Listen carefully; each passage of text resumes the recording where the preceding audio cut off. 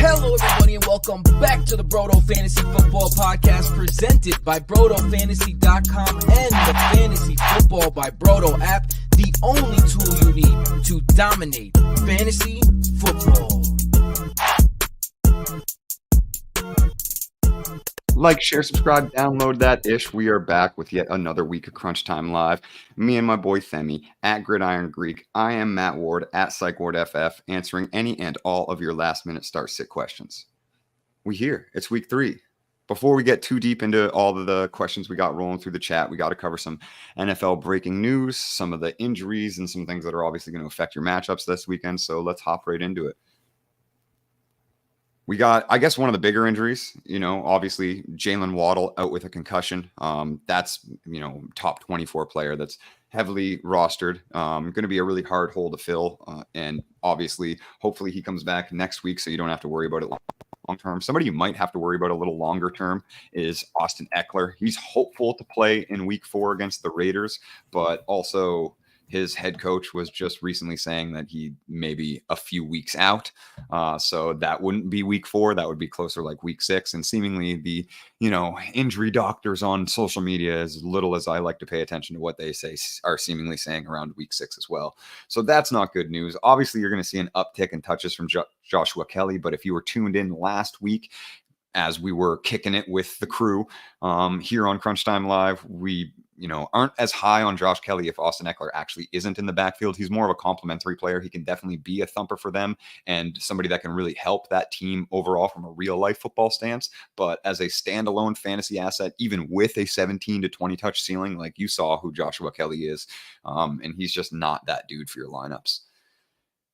Coming up next, Bryce Young, some rookie injury reports for quarterbacks. We got Bryce Young, ankle, unable to play week 4. Andy Dalton will get the start. Not really much streaming appeal there, in my opinion, although Dalton's always good for one big blow-up game. And if it's this week, then my apologies for those looking for a streaming quarterback. Joe Burrow, unlikely to play in week 3 against the Rams. Yeah, that's where we are. We're week 3.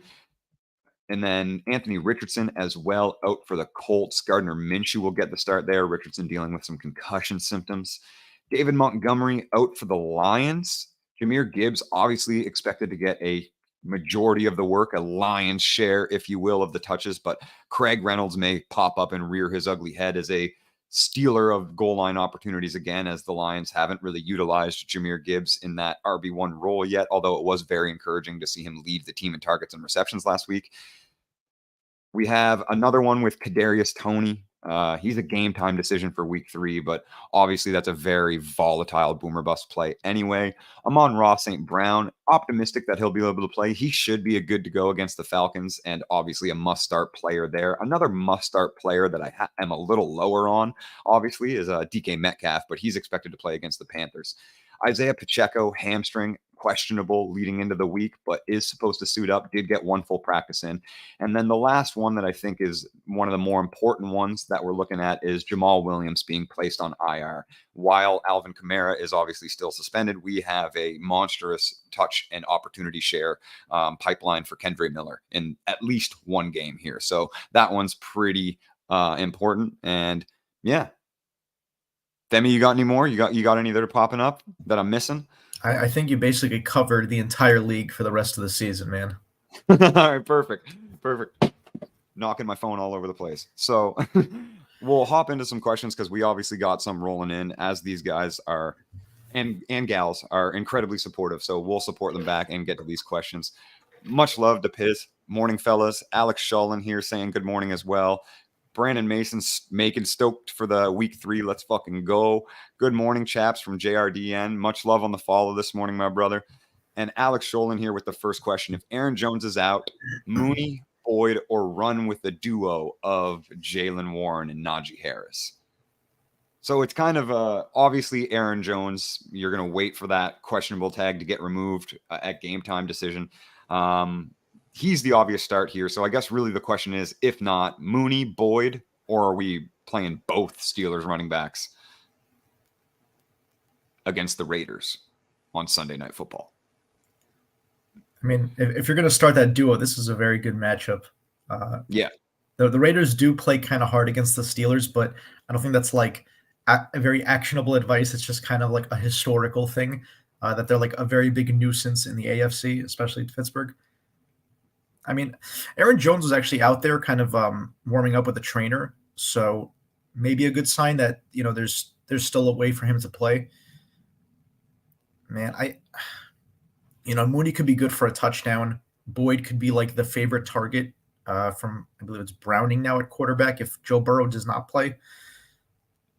But I feel like Warren Harris might actually be like a very legitimate play this week.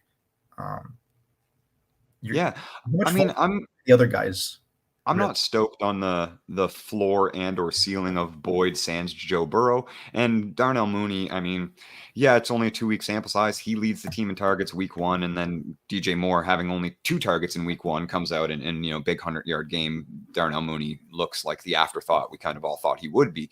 So, I mean, I'm hoping that you get to play Aaron Jones here, in all honesty, Alex, but I don't.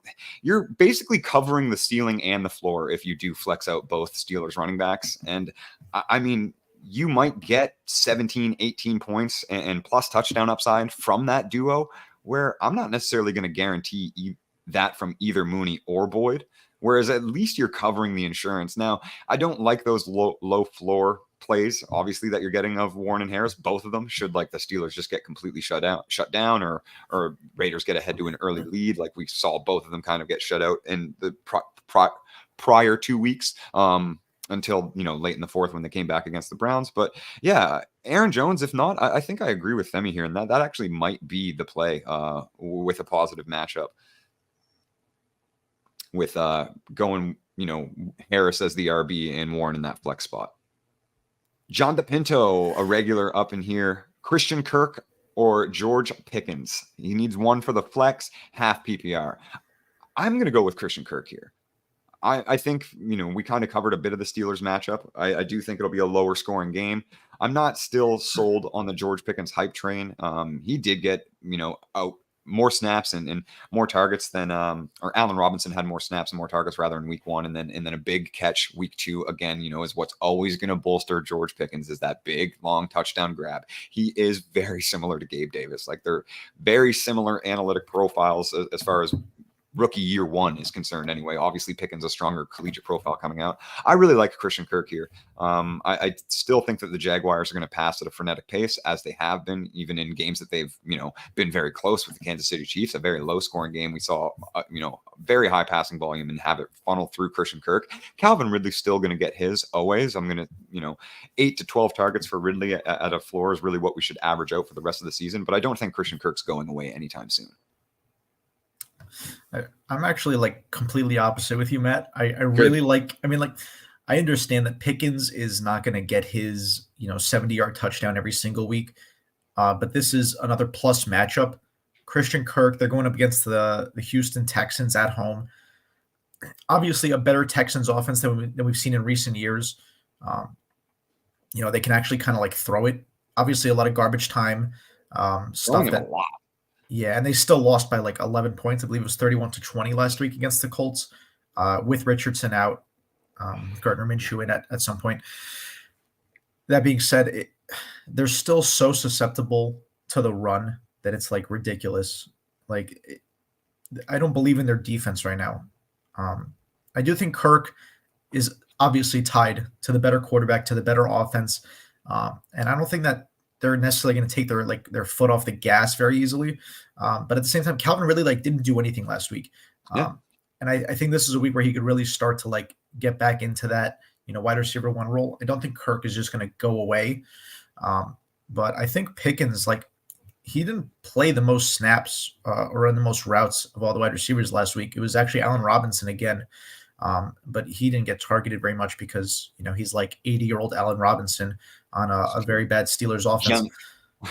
Yeah. So I do think Pickens in another very good match. I mean, the Raiders defense is just terrible. Well, their front 7 is phenomenal, but outside of that, yeah. Yeah. So I think I would rather take the risk on Pickens. And honestly, I think he does present a decent floor, just because I know he's used for those spectacular catches, those big gains as well. but we saw him getting used like as an actual wide receiver one, like down the middle kind of stuff.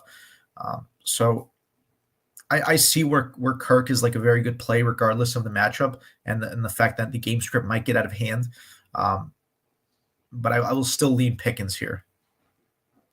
Well, then I'll say whenever it's 50-50, I'll always whip out the start sit tool that you can find on the free Fantasy Football by Brodo app, downloaded to the Google Play Store or in your Apple Store, wherever you get your apps, you can find it for free.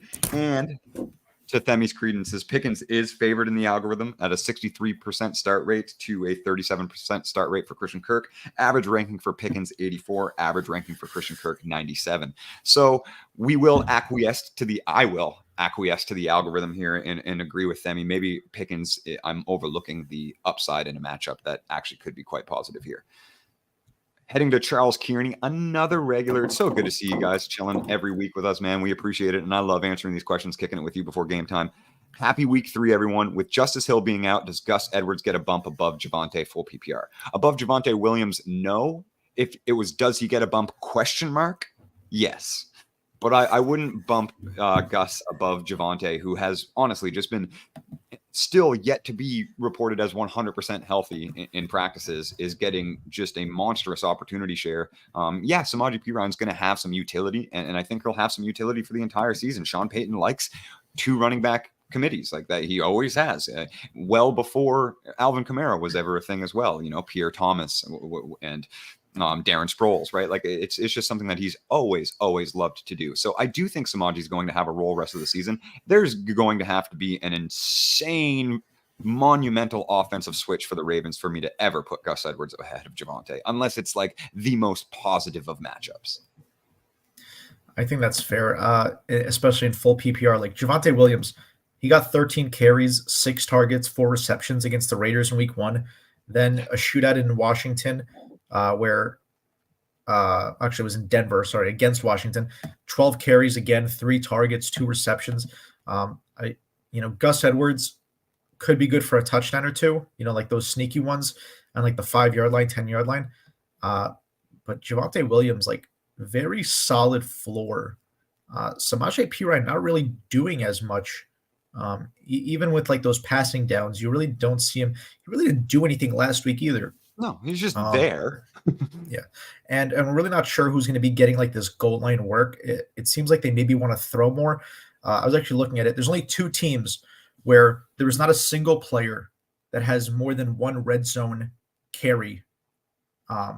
So like everyone on the team has at least 1, and no one has more than that, at least according to Pro Football Reference. And it's the Steelers. Najee Harris has 1. That's the only red zone carry. Wow. Not that shocking when you watch the Steelers. And the other one is the Broncos, where 5 players each have 1 red zone carry. Jaleel McLaughlin got 1 touchdown last week. I don't know how involved he's going to be on a weekly basis, but it seems like there's a lot up for grabs still in Denver, and it seems like Javonte Williams is probably going to get the most benefit out of that like remaining kind of role. I agree. I completely agree with that. We got Brandon back in here after the good morning hello. If Christian Watson is out, Dubs or your boy Shaheed, that's got to be directed at me because he is my boy. I mean, I actually think that one's pretty clear cut. Watson should square up to play. He is still on that injury report. We were hopping into questions, but to float back to a little bit of the injury report, he's still got the Q tag, but he is set to play. He might not have as much of a role, but it seems like Jaden Reed has kind of even surpassed Romeo Dubs as what would be the number 2 target if Christian Watson does return today. Rashid Shaheed, yes, clearly the number Rashid Shaheed. Clearly the number 3 in that offense. Yeah, obviously Chris Olave is going to eat, and Michael Thomas getting 9 targets or 8 before halftime and then only 1 throughout. Obviously his target share seems to still be pretty stable even in his later age. But against a Green Bay matchup, because these guys are going back and forth, I don't expect 48 points on the board, but I do expect some pretty good scoring in this game. I kind of actually think that the Saints offense might open up a little bit in this game. You're going to have Jair playing a shadow against likely Michael Thomas with the way that offense is lined up. Chris Olave playing a lot of slot snaps to my surprise, where I thought that would be MT's role entering the season, and all beat reports suggested that it may be as well. But they're getting as many favorable matchups for Chris Olave and his insane speed and deep threat ability. If you go through the archives, check the catch he made last week. I mean, the kid is an absolute stud at tracking deep balls, arguably legitimately one of the best in the league. And then that's not bias speaking. All of this to be said is Rashid Shaheed is a phenomenal deep ball threat, a phenomenal big play guy, and a guy that's starting to see a little bit more underneath work as well with his yak ability. I like him a lot more than Dubs if Christian Watson is out. Absolutely. Yeah, I'm gonna agree with you there. I think Dubs offers Dobbs. I think you're muted. He offered. I'm muted. Yeah. What? How did you respond to my No, you're not question? anymore. You're good. You responded to my question if I was muted by saying yes. Okay. There might have been a lag. All right. I thought you were just fucking with me. Go. Pardon my French. No, I wasn't. Yeah, I think Dobbs, whatever, however you pronounce his name, offers like more of a floor. Like, I wouldn't be surprised to see Shaheed get 1.8 points. I don't think he's actually going to get that much. Like, I think that's like a very, very, very low end of his, range of outcomes. But you still see, Dobbs involved. But man, the upside is just not there. Like, Jaden Reed has become like the Christian Watson Jr. Without the receiving yards, just scoring touchdowns like crazy at like a really unsustainable pace.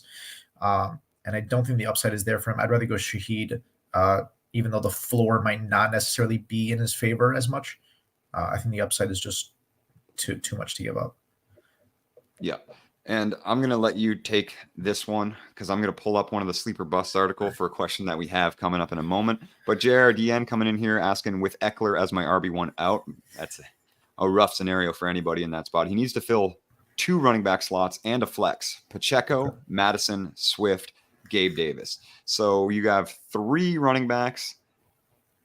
I'm going to go with Swift for sure. Swift lock into an RB1 spot here. Your RB2 between Pacheco and Madison. And then, I mean, we can argue flexing both of them and sitting Gabe Davis. But I think for me right now, I want to put Pacheco in ahead of Madison and then flex Gabe Davis for a ceiling play. Yeah, I like how you said, Themi, you could take this one, and then you just answer the question. I did that to you last week too, but I wanted to. Yeah, go please. You basically answered the question for me. Swift is the easy start here, and assuming, actually, I don't even know if it's PPR or not. Even if it's standard, I would go Gabe Davis at the flex over Madison. Maybe not that extreme, but like it's close enough where I'd actually consider it. And in a half and full PPR, I'm going Gabe Davis absolutely. I know like weather is supposed to be a concern in this Washington game, but at the same time, man, I really can't start Madison with any confidence, and it's not because Cam Akers is there. I really don't think Cam Akers is like better enough where like he's going to steal the starting role. He might. I don't think it's like that clear cut though. And then Pacheco against a Bears defense that's going to give up a lot of rushing yards. It seems like he's also getting a decent amount of receiving work. It kind of flipped last week. In week 1, he was like used as a receiving back more. And then in week 2, it kind of looked a little more normal with Jerick McKinnon catching more passes, getting targeted more. But this is like a 12.5 point spread. Pacheco could easily just get 80 rushing yards, a catch or 2, and maybe a touchdown. And I think that knocks Madison out of the water. And then between him and Gabe Davis, this might be a shootout with LA, which might give Madison some floor by catching passes. But I'd rather just take a shot on Gabe Davis because he could take one pass and just turn it into like a 40-yard touchdown, and that's gonna win it. Yeah, I completely agree with that. Brandon Macon, Jones or Pacheco, would they be limited? I mean, yeah, both of them have the Q designation entering. I think Pacheco is the safest to say that he's not limited because all reports are saying like he's essentially fully healthy, just didn't shed the Q with a limited practice on Friday. Aaron Jones, as Themi mentioned earlier on, hopefully you were listening, has been working out on the sidelines, is kind of expected to go today. I would expect him to be more limited than Pacheco. With that said, I would have to start Aaron Jones over Pacheco. It's really hard for me to justify benching a guy like that, even on a pitch count, because he's Aaron Jones. Like, week 1, he was in a timeshare with AJ Dillon before getting hurt, and 40-yard touchdown reception, 83 yards rushing on 6 carries. Like it's just Aaron Jones's calling card. So his ceiling for big plays, I think, is higher than Pacheco's, even though that garbage time that Pacheco is expected to get with a positive game script could definitely boost his floor. I would be hard pressed to start Aaron Jones over him. Yeah, I completely agree. I don't think I would trust the Packers to start Aaron Jones when he's going to get at least 6 to 10 opportunities. And I think that Aaron Jones is 6 to 10 opportunities plus, because I think that's like the baseline that they would give him. Unless he gets hurt, obviously, again, supersedes like what Pacheco is going to offer you. I think Pacheco is still a very good play. Like, I think this is a great week to use him. But I would not bench Aaron Jones if he's starting, unless they specifically said like he's going to be a decoy, and they wouldn't say that because then he wouldn't be a decoy. Right. I mean, I wouldn't be surprised to see a team actually like do something stupid like that. Like, yeah, we're just gonna have Jamar Chase run routes there. We won't throw to him. Maybe some mind stuff. And then if they were going to do it, they should have done it with T. Higgins. How many games now? 1, 2, 3, like. Yeah, so that was a rough season for Higgins last year. Completely just nuked his range of outcomes from his year 3 target share because they made him play games. Yeah. Like, brutal. Anyway, an analytic pet peeve, I guess. But on to the next question. Half PPR in the flex. Mixon, Connor, Roschon Johnson, or am I getting spicy with Jaylen Warren? I'm not getting that spicy. And I think it's Joe Mixon with no Joe Burrow and a 90% opportunity share as it stands already. Like, I don't think you can bench Joe Mixon anywhere for any of these guys. Not even for James Conner? No. And this is why I'll get into it.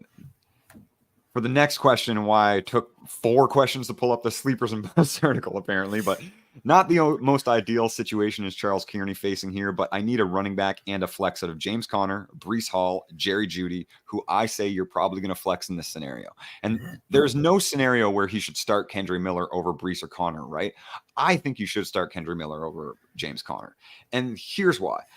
The Saints are traveling to face the Packers in week 3, and that paves the way for an excellent outing for Miller against a very, very exploitable defensive matchup. In just this season, the Packers have allowed 166.5 rushing yards per game. That's 30th in the NFL, which continues their horrendous struggles from 2022, where they conceded 19.3 points per game of rushing production alone to running backs. That's not even including the receiving floors. Equating that is 13.4% over the expected average. So basically, like what that player is projected to get that week or what they average with similar matchups, they get 13.4% over that expected average. I think Kendre Miller's in a smash spot, especially considering the fact that James Conner is playing against the Dallas Cowboys, who are far and away, at least through the first 2 weeks, the best offense in the NFL. And yeah, James Conner's unmatched usage like right now. And unfortunately, the unmatched usage is on a bottom feeding offense that is tanking their way to a winless season. I don't think James Conner is going to have the touchdown floor, and I don't think the opportunity floor really matters. The Cowboys have allowed just 65 yards of running back rushing production to the Giants in week 1, and then 28 yards of running back rushing production to the Jets in week 2. 79 yards of the Cowboys' total 86 rushing yards allowed is from quarterbacks. It's from quarterbacks, Daniel Jones and Zach Wilson. And obviously that rushing came because they were down incredible amounts. So I understand the correlation with the game script as well, but the Cardinals aren't going to be up ever in this game. They're not going to score. That's a little too far. You don't believe in Joshua Dobbs? He's a rocket scientist, Matt. Yeah, I do believe it. He also, for somebody that puts rocket into spaces, he also has the arm strength of a squirt gun. Well, that's why he sends the rockets and he doesn't throw them.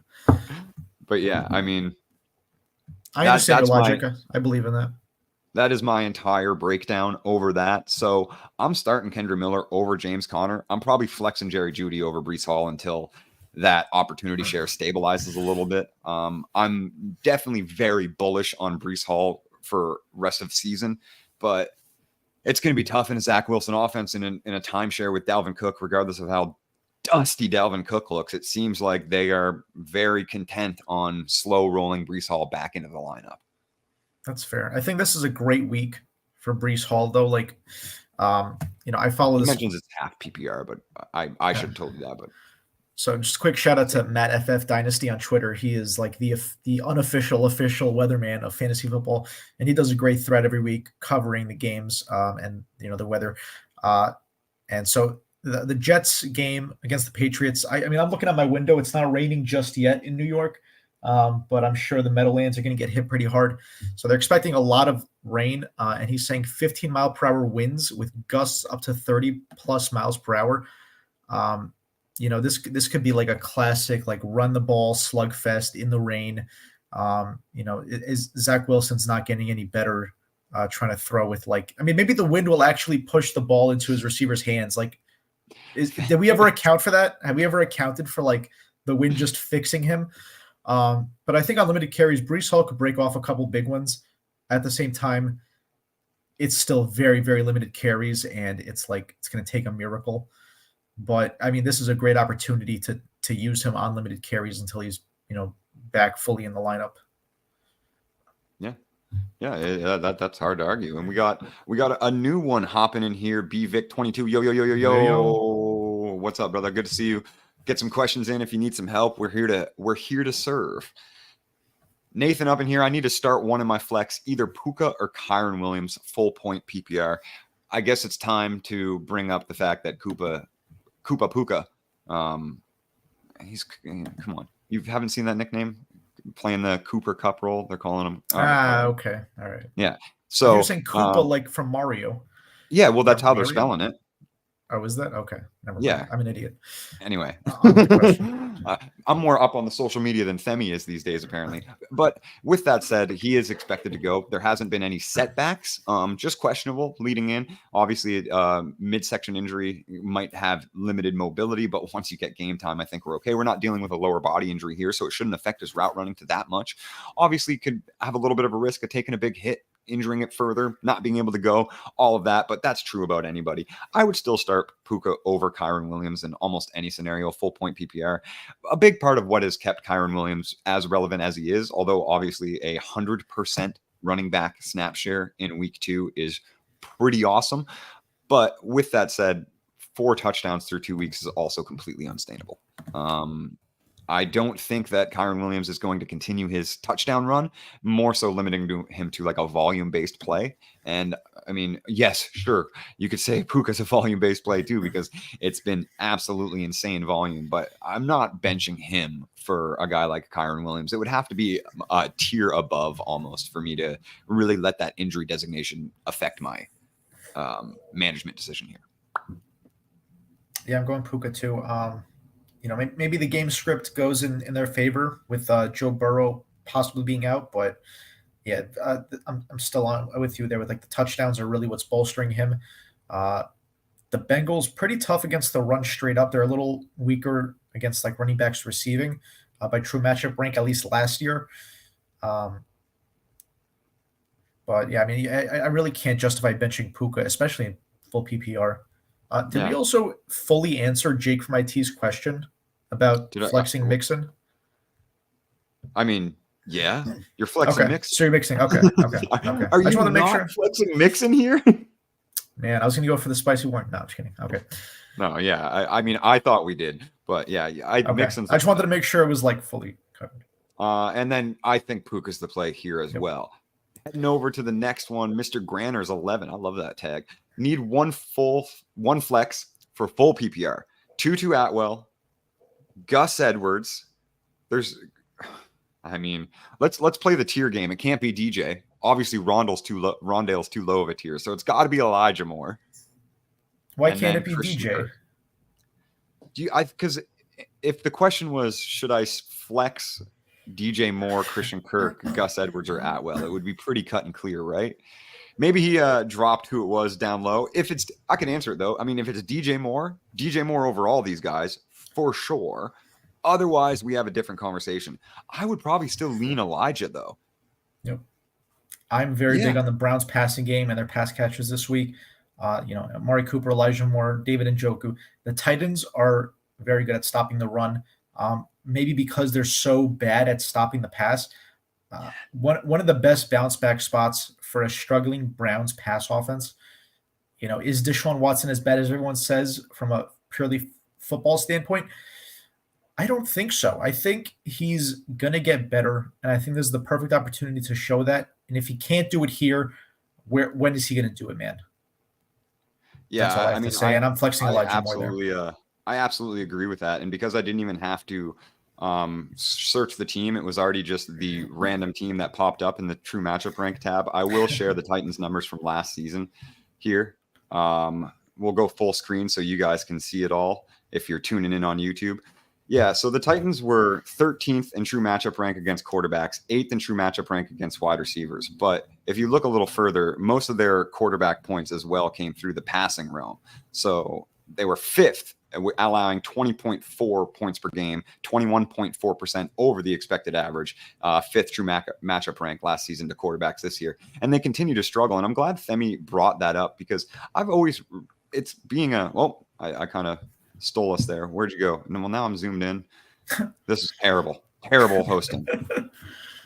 But one of the things that I've been, a big proprietor of, obviously, is like game correlation. One of the reasons, a great example that I love to use is one of the reasons why the Saints were such a stout run defense, one of the best run defenses in the NFL, 36 games without allowing a 100-yard rusher, was because they were also allowing 340 passing yards a game. It correlates because teams just aren't going to run their game script and their game plan against you to run the football if you're that weak against the pass. And the Titans are incredibly weak against the pass. Bringing up another sleeper of the week was me picking Elijah Moore, and his usage has been downright excellent this season. Production, yeah, not so much, but averaging a 23.2% target share, earning a target on 25.4% of his routes, an average depth of target of 11.5 yards, a route participation rating of 91.3. And unfortunately, it hasn't really correlated into great production, but the Titans defense concedes 38.4 points per game to wideouts and have continued to struggle this season again, already allowing 2 wide receiver 1 performances and 1 wide receiver 2 performance. Chris Olave getting wide receiver 10 and then Keenan Allen wide receiver 1, while Mike Williams was also the wide receiver 23 in PPR. So there's huge utility for Moore here, and Amari Cooper for anybody that's kind of looking at that spot as well. But yeah, I'm definitely starting him over Christian Kirk, definitely Gus Edwards in a full PPR atmosphere, and Tutu Atwell, I think, is going to continue to become an afterthought in that Rams offense. On to the next one from Fabian. What's up, guys? What's up? I need to fill a flex spot. Full PPR, stuck between Amari Cooper or Zay Flowers. Well, it's almost as if I led into that perfectly. Especially in a bad weather game, there are 3 bad weather games coming today. The New York Jets playing the fill in the blank, Themi. Patriots. The Baltimore Ravens playing the Colts. And there's one more Bills Commanders. Thank you.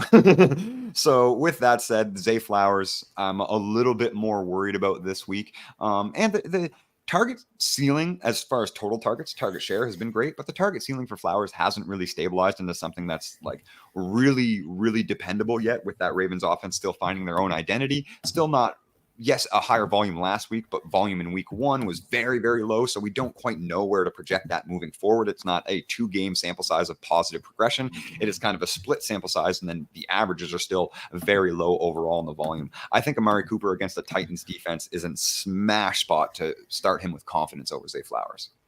Absolutely. I'm going Amari Cooper there. I got to know who's in your flex, because I think Zay Flowers could still be an interesting play, getting some screens. But it's just straight up for wide receiver. Give me Amari Cooper. Yeah, I mean, it seems like he might have his wide receivers locked down with a stacked team, because he's asking to fill the flex for it. So. He is filling the flex. I'm sorry, I didn't see that. Okay, but I mean, there may be an argument as well to get Zay Flowers in if you can somehow move things around. Let us know if that's something you're interested in. We'll tackle that later as we get through the questions. Before I hop into that one, because it's just the next thing, FF Pulse, aka Clay, saying Themi working out of the Bat Cave today. All right, let me go turn my lights on, because this is a little dark, huh? And I'll get to the next one. Let's have a day, boys, from Alejandro. Yes, brother. Let's get some wins in. Half PPR, start a running back. RB2, so you got your RB1 locked in. I get what you're saying. And 1 flex. Kyron Williams, Joshua Kelly, Amon-Ra, Zay Flowers, Jordan Addison. And the reason he's putting Amon-Ra as a questionable with this is because Amon-Ra's toe does worry him. It doesn't worry me. Beat reports have been incredibly positive. Amon-Ra should suit up. He's also got the benefit of, a limited practice all the way through the week. There was no practices that he missed. So limited. It is a positive sign. Obviously keeping him limited because they don't want to increase that injury, but he didn't see any setbacks and did practice every day this week. So he's got to be the flex for sure. If you need to start an RB2 here, obviously, I think that's the case. We were very low on Joshua Kelly entering last week. It paid off well, and I think we're probably going to continue that low outlook as a 15 to 16 touch ceiling for Joshua Kelly really does nothing for your lineups if he doesn't score a touchdown. And as I was just mentioning, hopefully you were tuning in a previous question, I do think Kyron Williams' touchdown floor is going to regress negatively for that matter. But he would be the guy that I'd lean over Joshua Kelly as the must-start RB2 here. Man, I'm actually considering starting Joshua Kelly here. I do agree. Amon-Ra St. Brown, if he plays, obviously the flex. The Vikings last year, not the greatest matchup against the run, but a pretty solid matchup. The only issue is this game has such high shootout potential, and I believe the Vikings started as underdogs, like 1-point underdogs. Now they're 1-point favorites. It's like so close to call that I think Joshua Kelly is just such a risk because he only has 2 targets so far. And I know part of that is because Austin Eckler had a ton, so he only really had last week to work on. But man, I just like you said, touchdown or bust. And if you're going touchdown or bust, even with an unsustainable guy, you got to go Kyron Williams at that point. Yep, I think that's where we're probably both going to settle in agreement there. Did I hit the back cave comment? Oh, yeah, no, never mind. Just kidding. Is it Tom Brady Stan, so. hashtag GOAT, a regular up in the Crunch Time live streams. Appreciate you hopping in again, brother. Yo, fellas. With Aaron Jones questionable and may not be able to get a chunk of the workload, who should I stick in the RB2 spot and potentially flex spot? Javonte Williams, Jaylen Warren, or Bobby Trees? Well, I just want to say Ian Rappaport actually put out the actives and actives. So Aaron Jones, David Bakhtiari, Christian Watson, Jair Alexander, all out. All out? Yes, 7 minutes ago. So start those Saints wide receivers with immense confidence because they will have no Jair Shadow and Olave running out of the slot. And Amon-Ra St. Brown is officially active. Yeah. Okay. So wow, Aaron Jones. So going back to I want to go back to before I hop into the next one. Okay, we'll finish this one. Who should I stick in the RB2 spot? We know Aaron Jones isn't playing now. I hope you're still sticking around because we are getting to these questions, 2 or 3 minutes after they're put in. But Aaron Jones questionable. He's out. Stick in the RB2, Javonte Williams. Now, who are we flexing? Jaylen Warren or Bobby Woods? I mean, do you know how many targets Bobby Trees has been getting, bro? I know. It's like it really pisses me off because he shouldn't be in the conversation, but he is. And this is another very good time to start him. Man. Yeah. Yeah, I think honestly, that the floor of a Jaylen Warren opportunity share or committee opportunity share outing compared to the floor of Bobby Woods seeing at least 5 targets in full PPR. I gotta go with Bobby Woods and it's Javonte in that RB2 spot for me. So we're going back to legitimately the first question before I get into Tom Brady Stan hashtag GOAT has a defensive question for us next. We'll get to that one and finish it up really quickly. But Alex Shaw, brother, I hope you're still in here sticking around with some more questions. Jones is out. So who would you run? We're running the duo of Warren and Harris officially. That's what I think I'm doing. Yep. Perfect. All right. I just wanted to make sure we actually hop back in that with the new information that we have. Tom Brady, Stan, hashtag GOAT, Tampa Bay defense or Philadelphia defense today? I love the defensive streaming questions. They're of my favorite. And kicker questions. You got kicker questions? Get them in here. I'm really just going to look up Linda Lyon's rankings, but get them in here. Yeah, her rankings are great. Man, this is 2 defenses versing each other. And Philly looks pretty bad on defense. I'm actually very high on the Bucks to win this game. I'm not betting it. I'm not actually going to put money on it, but I'm leaning very closely towards actually doing that because Philly is just down bad right now, very susceptible through the air. But I think Baker Mayfield is going to be more prone to sucking and Yes. making a mistake. I wouldn't risk having them on my bench, but I Yeah, feel like this is a lot closer than it should be. I have a lot more confidence in both directions of Baker Mayfield making a mistake than Jalen Hurts not being able to figure out the Buccaneers defense. Yeah. So I got to start Philly's defense here because you're looking at probably what legitimately is a higher turnover ceiling. And when you're streaming defenses, that's all we're going for. Really, we're going for turnovers, touchdowns. Like it's the one matchup, that you could see a defensive touchdown in type of thing. So I'm definitely leaning that Philly defense for maybe Baker not really seeing the career resurgence that he's shown for the first 2 weeks when he faces a historically top tier defensive unit. Now, definitely, as Themi said, I will concede that they have regressed quite a bit to enter the season. Kind of a similar question here. I'm glad they came in back to back. So with Waddle out, would you flex Rachaad White or Tyler Lockett full PPR? And why I said it kind of came in the same vein is obviously Rachaad White facing that Philly defensive front. That's tough. I'm going to go Tyler Lockett. Yes, you have to. You have to. He is the Seahawks wide receiver one. Obviously, DK Metcalf has the body for it, but Tyler Lockett is leading the team in targets and leading the team in target share, leading the team in routes run, despite, missing most of the week 1 game and still producing inside of that week 1 game as well. Obviously produced very well in week 2. I don't think Tyler Lockett's going anywhere. DK Metcalf being questionable as well probably just increases that opportunity role, probably increases a little bit for Jackson Smith and Jigba as well, who has been steadily progressing, but on an extremely low depth of target. I'm the big Rachaad White truther all over the Twitterverse and obviously in the Brodo fantasy family as well. And I still think I'm going to lean Lockett here. For Philly has struggled through the air specifically, and are now facing even more injuries. But Rachaad probably, you have the Jalen Carter, you have the Fletcher Cox, you have Hassan Reddick still. Like, it's going to be a tough game to run on that team. You can beat them through the air a little bit more, it seems, but I'm still going to lean Tyler Lockett pretty heavily. Alejandro, full PPR start, one on the flex. Judy, Mostert, Rachaad White, or Elijah Moore. This is a good one. These are tough ones. Devon Achane is back. His second game, he might actually see an increased opportunity share that could hurt that Mostert ceiling. Judy's second game back as well should increase that ceiling with, more repetitions under his belt with Russell Wilson and a full week of practice in. Rachaad White, we did just cover a little bit, I think has a pretty tough matchup against that Eagles defensive front. And Elijah Moore, who we have been high on throughout this episode. I'm leaning Judy there just because the Dolphins are the number 1 offense in the league. They're at home. They're just under a touchdown favorites. I know the matchup might not be like the absolute greatest, but the Dolphins aren't like that great of a defense.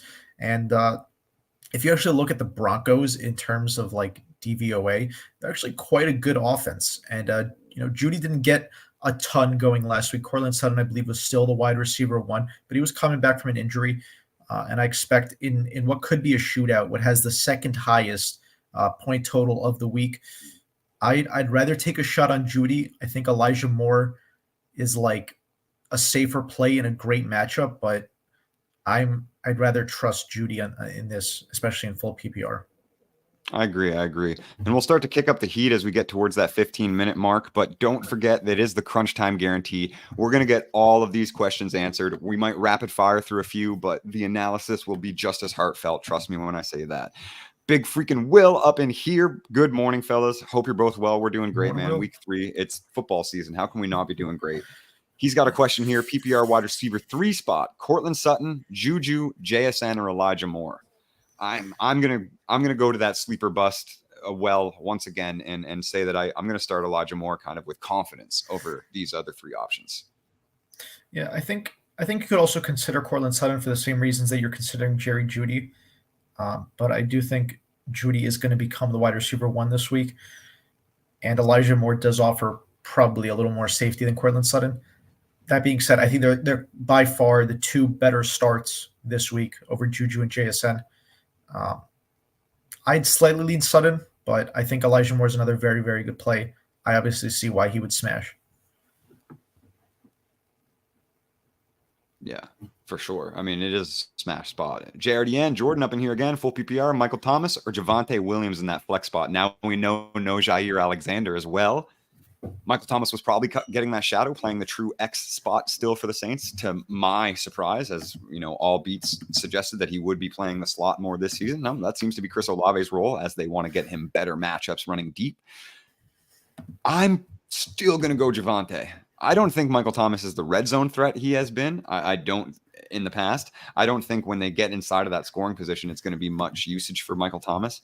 And with that said, like, we saw him get 8 targets in the first half, only 1 in the second, and still only put up, 9.5 PPR points because it was 50 yards, right? So I don't think Michael Thomas has as high of a ceiling. In full PPR, obviously those targets are going to produce, a point because he catches everything in his path, right? But Javonte Williams is probably the guy that I'm leaning with here. I will pull up the start sit app tool while Themi breaks it down for you as well, because I think this one's going to be pretty close. Yeah, this is usually when you have a wide receiver like this and a running back who maybe doesn't catch the most passes, it seems like a smash for the wide receiver. But I think Matt's right that, Michael Thomas might get a pretty decent target share. It's not translating into like insane points like it's going to and has been with Chris Olave. Javonte Williams also getting a pretty decent passing role. Samaje Perine, maybe just taking a little bit of time, maybe just, the 2-game sample is minuscule, obviously. But I'm going to go with Javonte Williams. I think he offers a pretty similar level of safety that Michael Thomas does, like, another like 40, 50 yards on the ground, maybe a touchdown. I wouldn't bank on it, but maybe a touchdown in a very high scoring game. And then a couple of receptions for, 15, 20 yards. I think that matches a lot of what Michael Thomas could do. Yeah, completely agree there. And the algorithm does agree, but just slightly, 52% to Javonte, and he's got 2 spots ahead of an average rankings on Michael Thomas. So it is a very close one. Toronto Dave, my brother, my Canadian brother from another mother. Start 1, PPR, 0.7, tight end premium. All right. James Conner, Hunter Henry, Jacoby Myers. His concern is Dallas defense over Connor, and we have the same concerns. I hope you were listening to some of that breakdown. A lot of Connor questions he sees. Absolutely. He's a hot commodity to talk about this week. And again, I'll break it down a little bit further as well, like bringing it back up from a few minutes ago.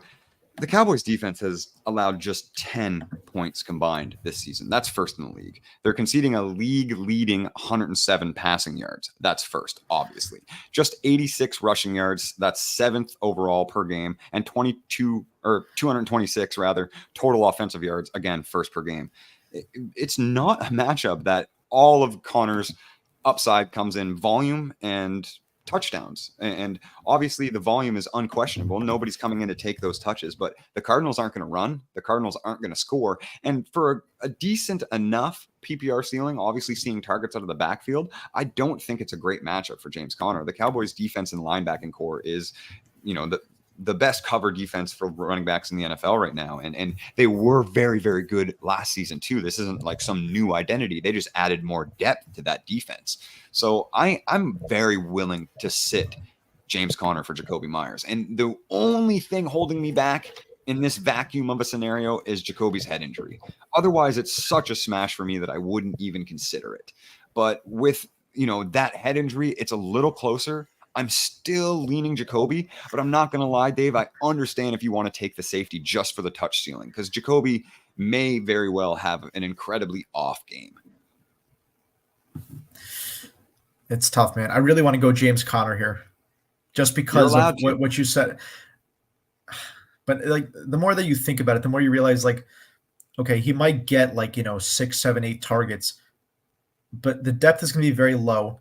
They might just be hounding that backfield because they know him and Zach Ertz are going to be some of the most hyper-targeted guys on this offense. And you started to see the wide receivers get a little more work last week against a Giants defense that was allowing 28 points basically. But yeah, I feel like even with the receptions floor, I don't know if James Conner is going to get any yards on those. Like maybe 14, maybe 15. I don't think it's going to be like a 30, 40-yard game. I'd rather take Jacoby Myers, honestly, in full PPR. I assume it's full PPR. Yeah. Yeah, start one full PPR, but a kicker to the 7.5 tight end premium, which is why I'm he really not threw Hunter interested Henry in. in there. Yeah, And I'm not mad at you adding that in with that tight end premium kicker. I can understand how it's creating the conundrum, but that's not really probably the ceiling that I'm looking for with that. It's either I'm going to take the super safe floor of James Conner's touches without production, give me my 8 points, or I'm swinging high for Jacoby Myers. And you can play a little bit of game theory there if you're down in a hole in projections from Thursday night, where I do think Jacoby has the higher ceiling. Would you start Kendry Miller over Khalil Herbert in the RB2 spot? Yes. Not much analysis needed there. We broke down a lot of Kendry Miller already. Joe Araya is up in here, a regular once again. Good morning, boys. Good morning, Joe. I just got offered Chase, Kamara, and Hunt for Mike Evans. I'm assuming that's Jamar Chase? Because, like, is there another Chase? Are we playing There's a Chase Edmonds. Yeah, it can't be. It's not Chase Edmonds. For Mike Evans, Javonte Williams, Mike Evans, and Anthony Richardson. Okay, so it can either be, I think, Javonte and Anthony Richardson or Mike Evans. Yeah. No, he might have just typed Mike Evans twice. Yeah. That might have just been what happened. I might need a little more clarification on that. But if the package is Mike Evans and Javonte or Mike Evans and Anthony Richardson, I'm probably taking Jamar Chase and Alvin Kamara. In a redraft league, one QB. I assume this is a redraft question. I would take Chase side also. Yeah. I mean, obviously my dynasty brain is kicking up there, but you're going to see a lot of positive regression from Jamar Chase. All of the peripherals are there. He will finish as a top 5 wide receiver. I have immense confidence in that. And I don't have immense confidence in Mike Evans continuing this. I think Kamara can supplement a lot of running back production if you kick away Javonte. Otherwise, if it's one QB, just try to punt Richardson. If that was the option, like as a package, as it's Mike Evans and Javonte or Mike Evans and Richardson, then punt Richardson away, get Chase and Kamara. Again, missing Waddle. Would you flex Tank Dell, Romeo Dubs, or Rashid Shaheed? So we had Rashid Shaheed over Dubs at the start of the episode. We're going to keep it that way. So let's break it down to Tank Dell or Rashid Shaheed. Tank Dell leading the team in targets despite Nico Collins' big game last week. I don't hate a Tank Dell play here. I think the passing volume is going to be there. I think he's going to be utilized. I think it's going to be a low depth of target. I think it's going to be a lot of slant routes and stuff across the middle as he commands that slot role specifically. But I do think Tank Dell has a bit of a safer floor and kind of a similar big play ceiling to Rashid Shaheed here. Yeah, I think when you approach the Jaguars defense, you kind of look at them like the Tennessee Titans, where they're going to be tough on you on the ground and they're going to be very susceptible through the air. I think the Jaguars a little less so than the Titans in both those aspects, but still like a very noticeable difference in like how you want to attack them. And I think Trevor Lawrence is going to destroy this team, and they're going to be playing from behind once again, away in Jacksonville. I'm starting Tank Dell there. I think he has legitimate wide receiver 2 upside. I would assume, maybe a high-end wide receiver 3 is a lot more realistic. But like you said, he led the team in targets. He's clearly the wide receiver 2. Obviously, Robert Woods could get a lot of that too, but I think Tank Dell, the youngster, is going to win out in the end. This was DJ Moore. Mr. Granners hopped back into that chat to let us know. So please, yes, start DJ Moore in full PPR over these other options. I mean, we already had chosen Elijah anyway, so you assume that you made the connection there, hopefully. Again, missing Waddle. We got that. DJ Moore next. So I had to pull up the previous question. And we're on to John DePintos. With Aaron Jones officially out, Roshan Johnson, Dalvin Cook, or Cam Akers? I think I'm going to lean Roshan. You might convince me that, Cam Akers I don't even think he's actually active for this game, or at least not in a role where Kevin O'Connell legitimately said, I don't think Cam Akers is going to be prepared for this. He's inactive. There you go. So we're taking Cam Akers out. It's Roshan or Dalvin Cook. Dalvin Cook, being as dusty as he is in a rain game, actually might see enough volume to supplement his dust. So what do you think? Roshan or Dalvin? I think I'm still going to lean Roshan, but I'll let you take it as we get pretty close to the hour. But keep your questions coming, guys. If you have them, we will answer them. We're going to start firing them through them pretty quick. We even got Santiago coming up next. Yeah, so I think Roshan Johnson, obviously the better player at this point. Dalvin Cook, like you said, very dusty. You look at the Jets use him, and you're like, you might as well just throw an incompletion on this play because he's not gaining any yards. He's just getting stuffed, and you're just wasting time on the clock. I guess, go home quick or take your loss and leave. But at the same time, yeah, it's a rain game. I think Dalvin Cook could actually get like positive yards for once in his Jets career. Obviously, exaggerating a lot. He's not like that bad of a player. He's pretty bad right now, man. Yeah, okay. That's fair. The Chiefs just very tough against the run, though, and this is going to be very negative game script. I don't think Rashawn Johnson's going to get enough passing volume to really like have a ceiling. Is this going to be one of those games where it's like so obviously going to be a blowout that it's actually the reverse? I don't like betting on that kind of stuff. I think that's like very desperation play kind of stuff. Rashawn Johnson, he could break off a couple big plays, and that could be way more than Dalvin Cook does in like double or triple the amount of carries. But I'd rather take the chance that Dalvin Cook actually does something in a very run-heavy game where the teams may not score a lot of points, but he'll get a lot of yards, maybe sneak a touchdown in. Word. I'm going to run through Cass real quick because he's got P. Ryan or Craig Reynolds. The answer is P. Ryan. Or Madison. The answer is P. Ryan and Madison. I mean, pick two. Yeah, P. Ryan and Madison for me. We're running some behind on these questions, so I'm going to fire them off real quick. Sure. Themi and I will catch up. We don't want to miss anybody, so please stick around, guys. If you haven't had your question answered, I will get to it. I absolutely promise. We got Nathan H. in here with two back-to-back ones. It's a standard league, Zach Moss or Jerome Ford. Jerome Ford against that Titans defense, or Zach Moss with an incredible opportunity share and a perceivably great game script in a bad weather game against Baltimore. I think I'm leaning Zach Moss here. It's an easier defensive matchup, well, although a tough one, and a much better game script. Yep, I agree with that. And then Nathan H., same league, I would assume. Zay Flowers or Tutu Atwell. So we're just looking for yardage here. The receptions don't matter. Very similar kind of guys in the reception totals as well. I think I'm going to go Flowers. We do have a questionable tag for Puka here, so Atwell could see more usage. I'm going to lean Flowers. I think we've seen enough from Atwell to know that he's good for a couple big plays. But at the same time, even in bad weather, I'd rather take Zay Flowers, take a screen very far, even get a couple of deep receptions despite the rain. Yep. I like that analysis. I think that's quick and to the point, but very true. Full PPR, Rachaad White or Hollywood Brown against Dallas's defense. Obviously, keep in mind no Trayvon Diggs for the shadow, who has become more than just a ball hawk in the last 2 seasons. Obviously, becoming more of a traditional shutdown shadow corner. Very, very good one at that. With that said, I still think, as low as I was on that defensive matchup, I'm going to probably lean Rachaad White. We haven't seen the PPR ceiling to boost Hollywood, and he's not getting the yardage. It's Zach Ertz's PPR ceiling on that offense. Yep, I agree. 5-point spread. Bucks could easily keep this game close. I think Rachaad White offers just a little bit more than Hollywood Brown this week. Mm-hmm. And then Fabian back in with another one. Have A.J. Brown and Calvin Ridley starting as my wide receivers? Yes, you do, and you shouldn't change that at all. And I was the one who asked about Zay Flowers or Amari in my flex That's spot. A great team. Wow. I mean, great wide receivers at least. Yeah. The rest of your team might be shot. I don't know, but hopefully not. Bro. Stacked, bro. I love seeing that. Oh, Cooper Ford. If that's Amari Cooper, I'm going Amari Cooper. Yeah, Amari, exactly. We broke down the defensive matchup that the Titans present for pass catchers. It's a very positive one. It is the best smash bounce back defensive matchup for virtually any team struggling on the passing spectrum. So the Browns are in a really good position to put up points, and the Titans offense is good enough to kind of keep pace with them as well. And then, so yeah, you're still Cooper over Flowers there. I think we covered that with Brandon's question as well. Cooper or Ford.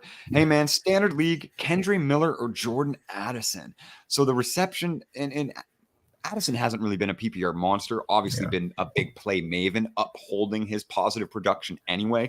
I'm going to lean Kendre Miller in case that big play doesn't maintain.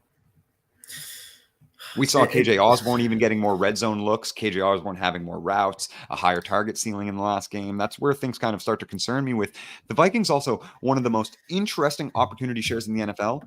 Through 2 games, the Vikings have 3 wide receivers running all of their routes. And I mean that quite literally. There is not another wide receiver on the Vikings offense that has run a route other than Justin Jefferson, KJ Osborne, and Jordan Addison. That's a wild stat. That's almost as crazy as Arthur Smith running only 2 wide receivers above 50%.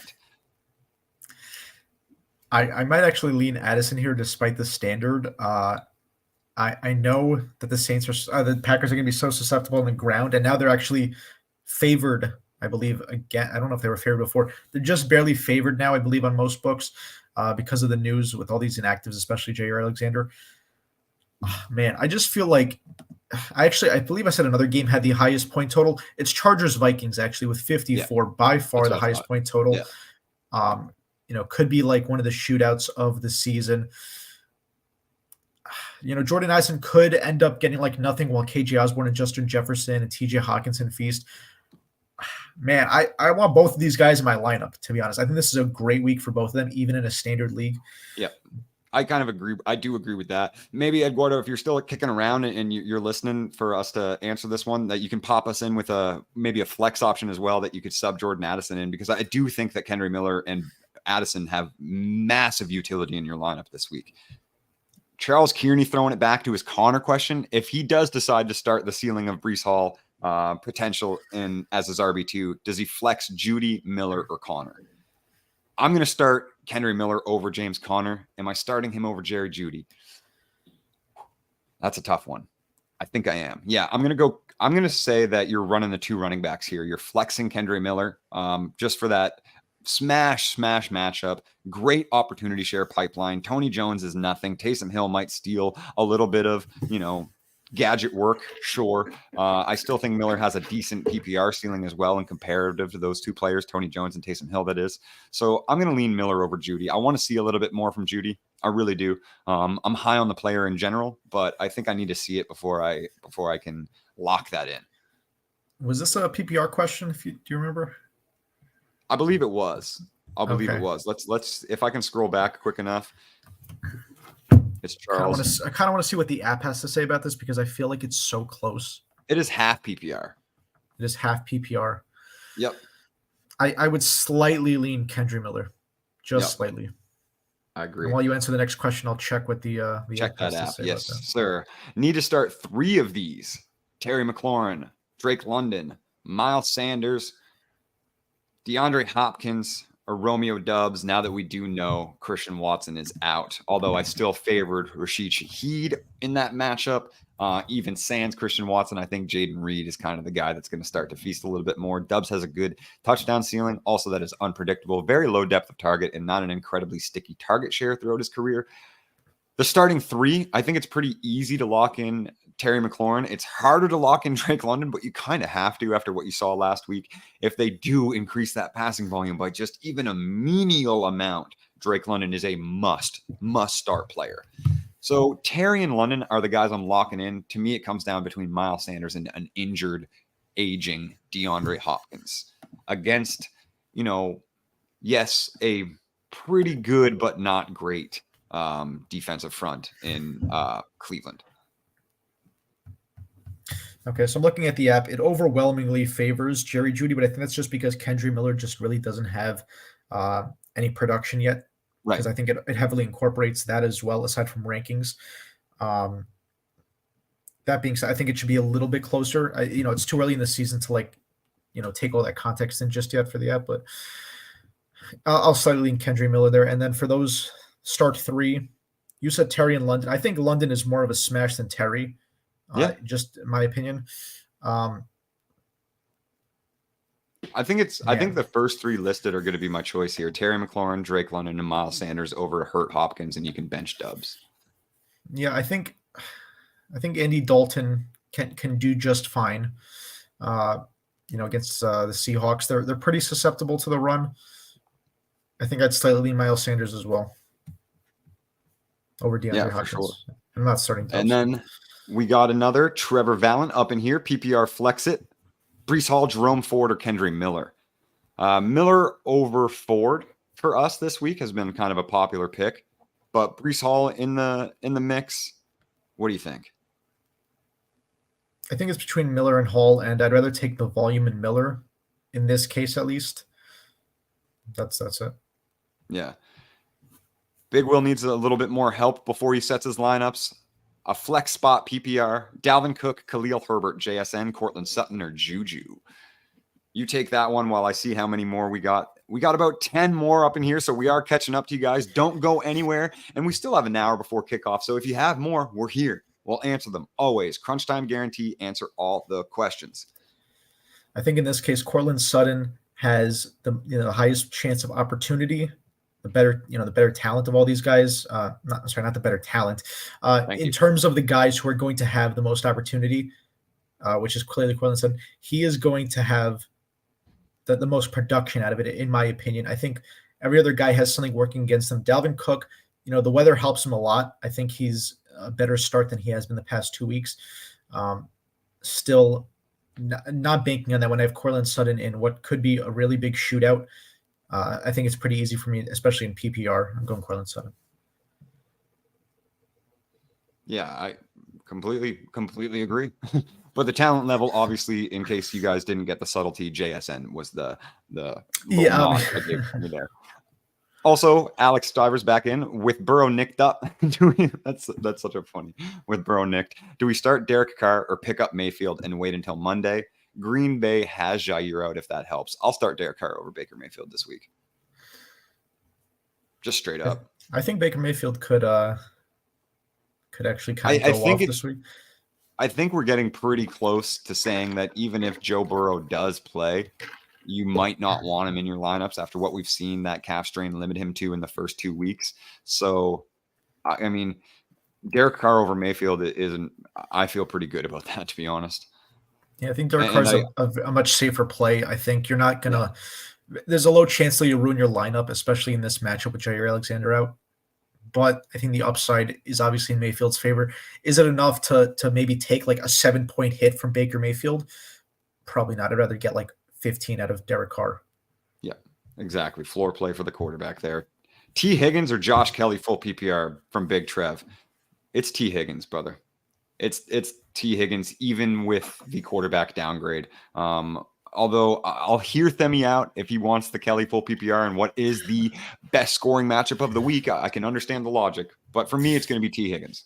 I'd rather take T. Higgins as well. I think even with a quarterback downgrade, if you can call it that, I'd rather take T. Higgins. He's going to be a ball hog. And right back in it with another one. Are we buying into that Jaylen Warren increased opportunity share enough to start him over Jerome Ford against the Titans this week? I'd rather take the shot on Warren, to be honest. Yeah, I'm not going to fight back on that one, but I do think obviously the touch ceiling is going to lean towards Ford here, potentially some PPR upside, but yeah, I don't like that matchup, and I'm willing to swing for the fences with Jaylen Warren. Michael Meros, good afternoon, fellas. Luckily, I picked correctly with Kittle over Waller this week. That was a good pick. I'm glad you made that option. I'm struggling with my flex, though. Dynasty full PPR. Ooh, Dynasty. Pick 2, Nico Collins, Terry McLaurin, Tank Dell, DeAndre Swift. To me, this is pretty clear cut. I'm going with Nico Collins and DeAndre Swift. Yes. Yeah, I think you start Collins over Dell for sure. Yes. There's going to be weeks where he outscores him. I would not take that bet at any point. It could happen. It probably will happen. But it's like the percentage of Nico Collins outscoring him is just so much higher. Such a great talent. He's already a couple years established. Terry McLaurin in some bad weather. DeAndre Swift could get a very, very nice workload for himself. Again, I'd rather take the risk on him over McLaurin and Tank Dell. I don't think that Nick Sirianni is blunt-headed enough to ignore what he has in that backfield. You just cannot deny DeAndre Swift his opportunities anymore. I really don't think you can. Alejandro, should I wait with Burrow? We were kind of saying not. So your options to flex off the pivot are the following: Jared Goff, Desmond Ridder, who does have a perceivably good matchup, Russell Wilson, or CJ Stroud. I'm not starting Desmond Ridder. I don't care what his matchup is. I will not be starting Desmond Ridder. Same. Like, especially over these options. I really thought, like, heading into this year that he would just be a bit better. Maybe it's like the early season, hiccups. I'm not starting him until I see a major change. I'm actually leaning Russell Wilson or CJ Stroud. CJ Stroud has a great matchup again. I think I'd still lean Russell Wilson with Sean Payton at OC, which should be one of the big shootouts of the week against the Miami Dolphins. Just slightly lean Russell Wilson, I think, for both floor and maybe a little bit more upside. Yeah, and shout out Boyd, who has Russell Wilson as his sleeper of the week in the quarterback position. So we will stay on brand. I'll agree with you and say Russell Wilson. And he is averaging an impressive 25.1 points per game. That's QB3 after not so great start against the Raiders and then a phenomenal fantasy finish against the Commanders last week. So I do like Russell Wilson in a positive matchup as well. Although I understand the upside of CJ Stroud, I'm going to go against the rookie here and go with Russell Wilson. And I'm not going to wait on Joe Burrow, to be honest. That waiting on a quarterback to stream one in on Monday, like that is the worst possible position to have to wait for a Monday designation for. So that is where I'm not even going to risk it this week with Joe Burrow. And again, what we've seen from him with that calf strain, I don't think you need to. We got Tim in here using the Brodo fantasy handle. I think Taysom Hill and Braxton Berrios have some sleeper potential this week. I agree with one of those. What's your take, gentlemen? Question mark, Tim. I don't think Braxton Berrios has as much streaming potential, but that said, if you can slide Taysom Hill into a tight end designation, as Sleeper has officially given him both, finally, QB and tight end, if you can slide him into a tight end designation this week, I do think that there's some utility for streaming that position. I think that's fair. I think Taysom Hill absolutely has more upside.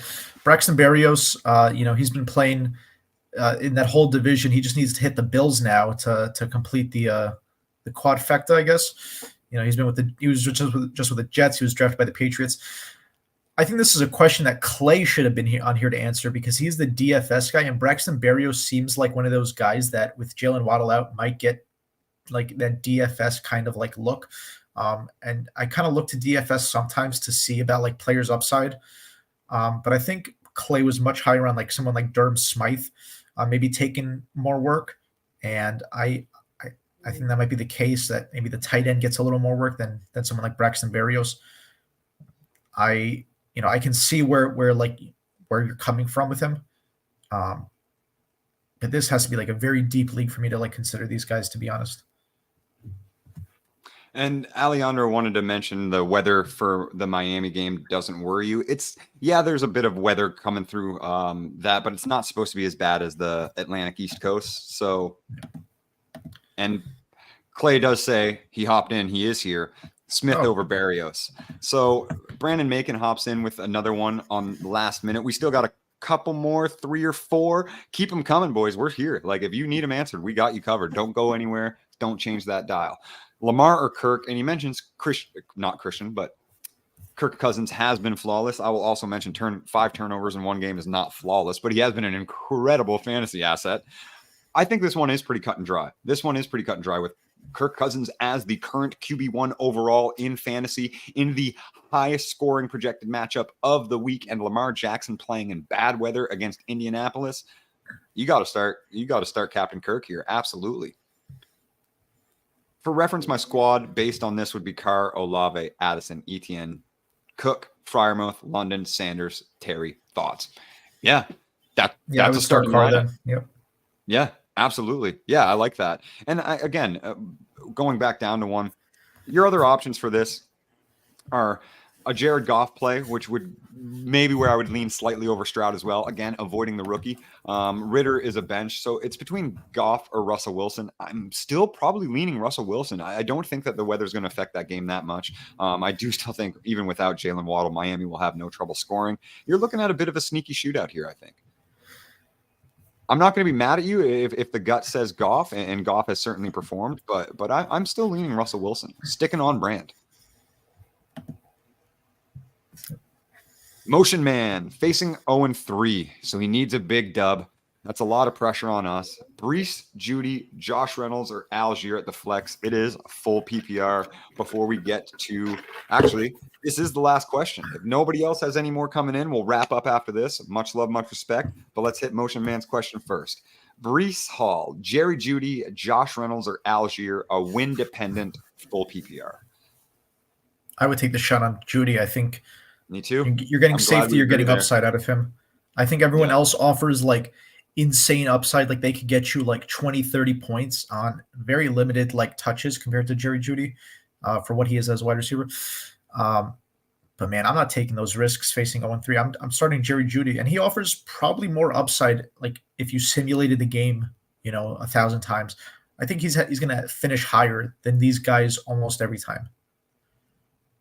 Yeah, and I do like Tyler Algier rest of season. I do like Tyler Algier's utility as a flex play with increased handcuff upside, obviously sans Bijan Robinson, but Bijan's just going to continue to increase that opportunity share week after week after week. Arthur Smith does love running the football, so you'll see some from Algier, but it's not going to continue to go as it did in week 1. Jerry Jeudy, I think, again, with a limited touch count, a Josh Reynolds being a flash in the pan 1 week type of player every year, I think Jerry Jeudy probably does have the upside and the safety here. You need a win, you need the upside, but you also need the floor to keep you above that margin line. I think we're going to stick with Jerry Jeudy. Yep. And we did get a couple more last minute in, so let's run through them. James, and Themi will pronounce the Greek last name, Yankopoulos. He says, hey, how's it going, guys? Same question as last week. Are we still starting Zay Flowers over Mike Evans this week? With Odell out, I think Zay is in for a big day. And I think we kind of burned him a bit with a benching of Mike Evans potentially last week, but hopefully he recovered and still got a very bad miss by us. Yeah, I mean, Mike Evans is doing more than I thought he would.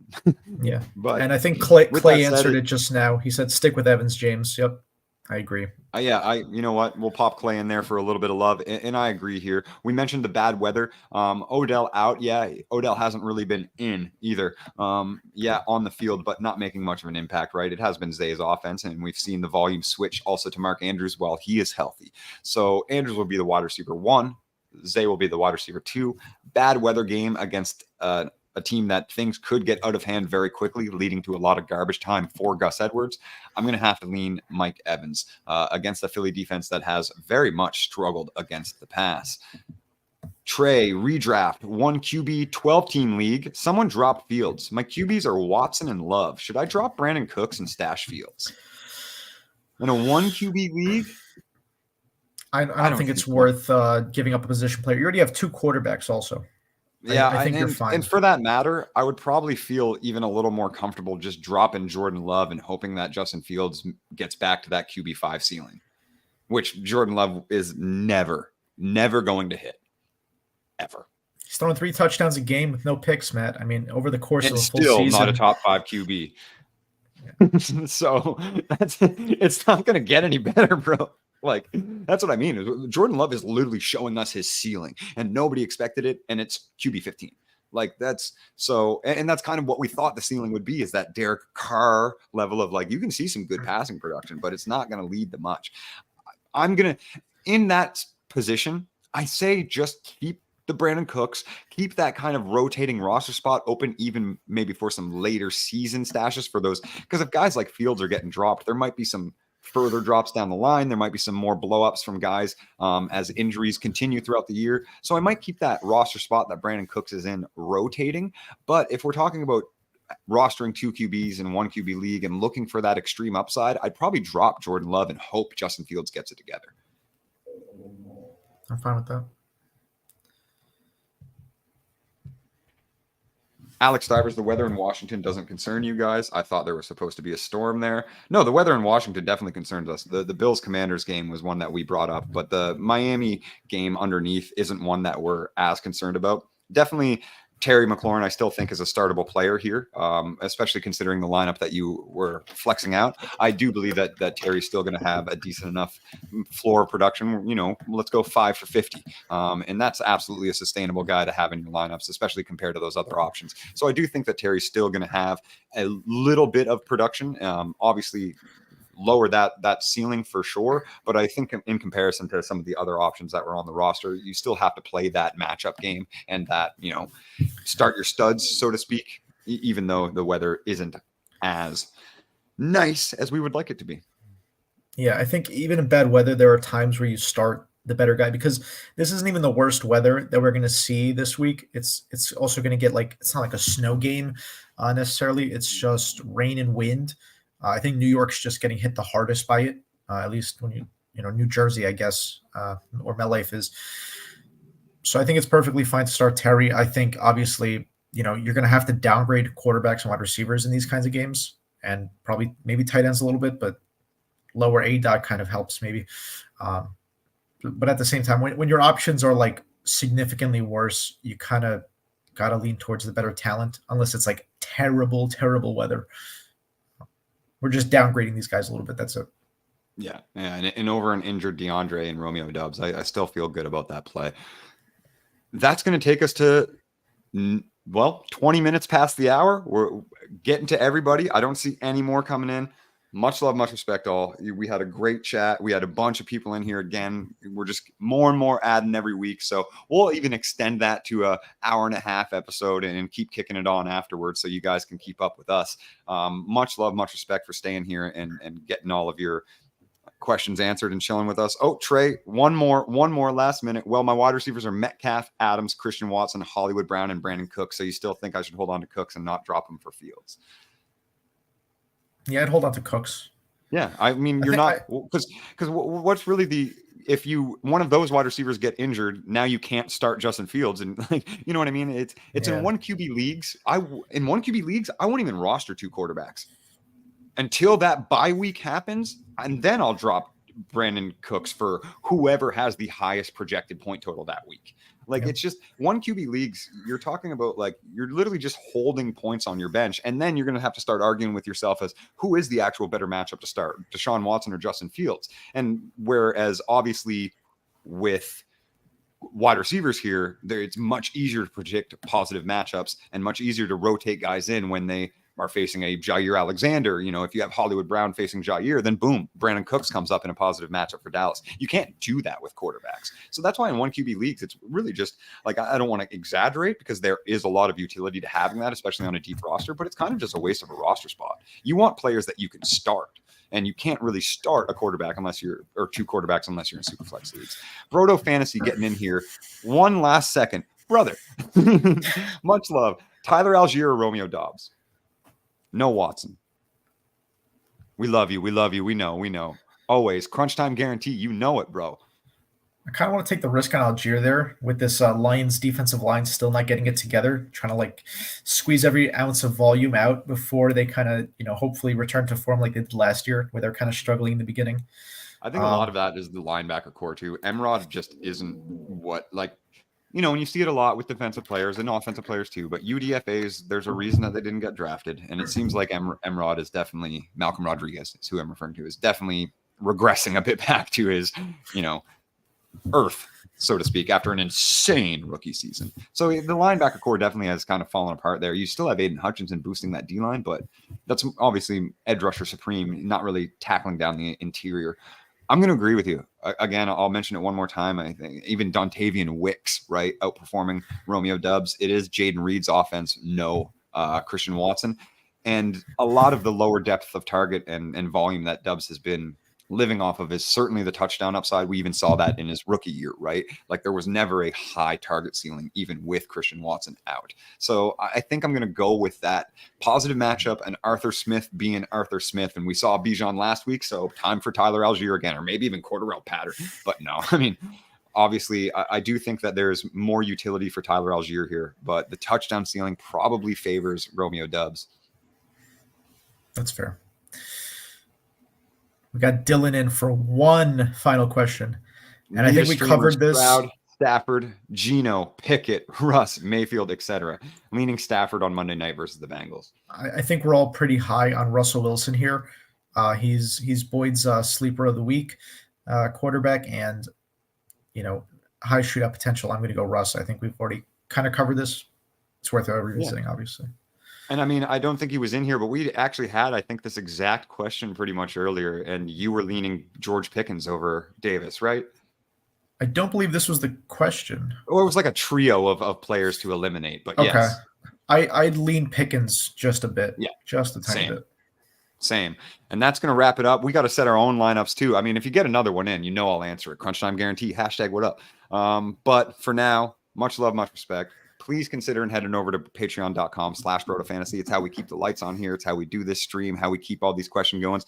And if you want your questions answered earlier on in the week, you got to get into that Patreon only Discord where you can answer or submit to get your mailbag questions answered every week on the Broto Fantasy podcast. So please head over there, sign up, make sure you like, you subscribe, you share all of the stuff that we're doing for Broto Fantasy. I'm at PsychWardFF. He's at Gridiron Greek. The crew is at Broto Fantasy. Much love, much respect. Peace out. Good luck in week 3, everybody. Good luck, guys. See you.